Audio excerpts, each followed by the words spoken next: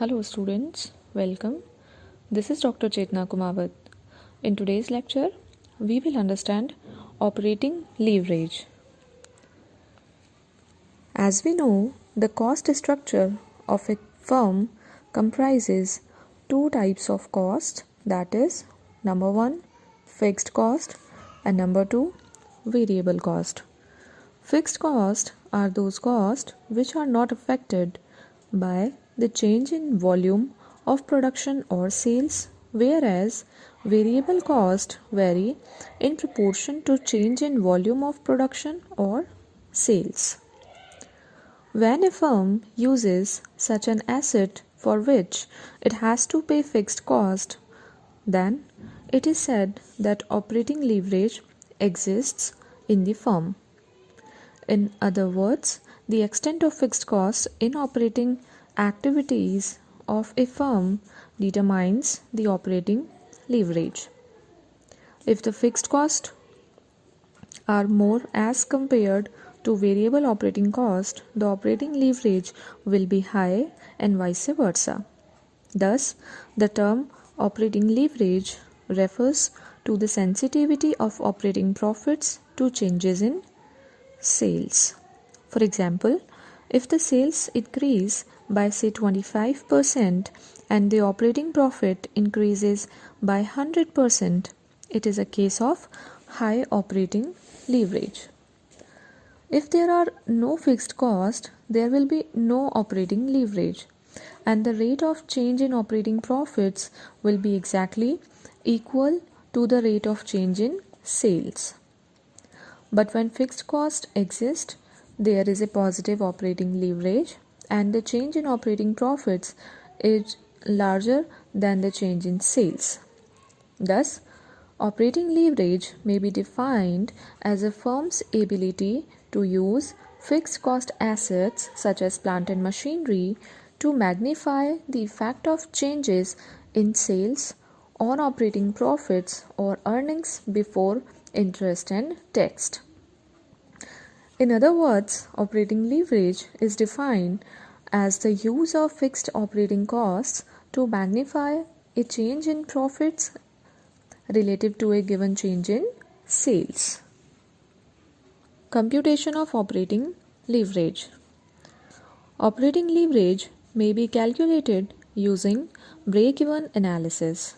Accordingly, the operating leverage for a given sales level will be determined by dividing the contribution, which is sales minus variable cost, by the operating profit, which is contribution minus fixed cost. It can also be expressed as a formula: contribution divided by operating profits, or C divided by EBIT. Here EBIT refers earning before interest and tax. Or we can say sales minus variable cost divided by contribution minus fixed cost. Degree of operating leverage. The multiplier effect resulting from the use of fixed operating cost can be measured by the degree of operating leverage. The degree of operating leverage at any level of output is expressed as the ratio of the percentage change in operating profits to percentage change in sales. The following formula can be used for its calculation: percentage change in profits upon percentage change in sales, or percentage change in EBIT, which is earning before interest and tax, divided by percentage change in sales. When in the question only one level of EBIT is given, the DOL can also be computed by using the following formula, which is contribution divided by EBIT. At two levels of sales, the operating leverage and DOL are equal, but the DOL is meant for present level of sales and not for changed or presumed level of sales. DOL, which is degree of operating leverage, changes at each level of output or sales, and it should not be computed for such volumes which are below break-even point.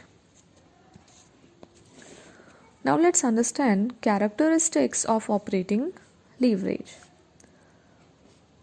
From the foregoing description, the following features of operating leverage are defined.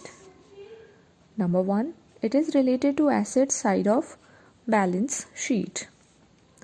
Operating leverage implies the use of fixed assets by a firm, as fixed assets are shown on the asset side of the balance sheet. Therefore, it affects the mix of long-term or fixed assets in the balance sheet. Number 2, related to break-even point. There is a direct relationship between the break-even point, which is BEP, and the degree of operating leverage. BEP is that point of sales where all fixed costs are recovered and there is no profit or loss at this point. The closer the level of sales for which DOL is measured to the break-even point, the higher the degree of operating leverage. So increase in BEP will increase DOL. Number 3, related to selling price and variable cost. Degree of operating leverage is related with the gap or spread between selling price per unit and variable cost per unit. The less the gap between the price and variable cost, the more the degree of operating leverage. That is why the degree of operating leverage cannot be computed and defined at break-even point, because denominator at break-even point becomes 0. Number 4th and last, business risk. Operating leverage magnifies return as well as risk. It explains the effects on profits due to change in sales. If a firm has high operating leverage, then the rate of increase in operating profits would be more than the rate of increase in sales. On the other hand, a slight decrease in sales will result in a larger decrease in profits. Thus, risk increases with the increase in variability of profits. Now let's understand utility of operating leverage. Number 1, profit planning. Since operating leverage is a function of fixed cost, it is relevant for capital budgeting decisions. Capital budgeting is essential for long-term profit planning. As such, operating leverage plays an important role in capital budgeting decisions and long-term profit planning. As Brigham has aptly said, the concept of operating leverage originally developed for use in capital budgeting decisions. Number 2, capital structure planning. Operating leverage depicts the effects of change in sales on operating profits. Since operating income is the basis for decision about the capacity of the firm to bear the burden of payment of interest on debts and repayment of certain portion of debts, operating leverage influences the debt equity mix or capital structure planning.